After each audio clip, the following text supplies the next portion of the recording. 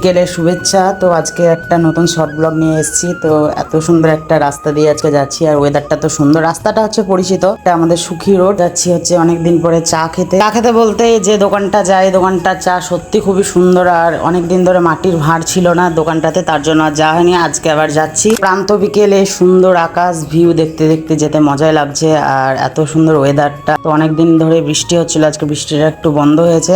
আর এই যে বলতে বলতে বলতে চলে এসেছি চাণকের ফরেস্ট। চাণকের ফরেস্টটা পার হচ্ছি, আর এখানে এত গাছ আছে। এখানে আগে আমরা পিকনিক করতাম, কিন্তু এখন আর পিকনিক করা হয় না।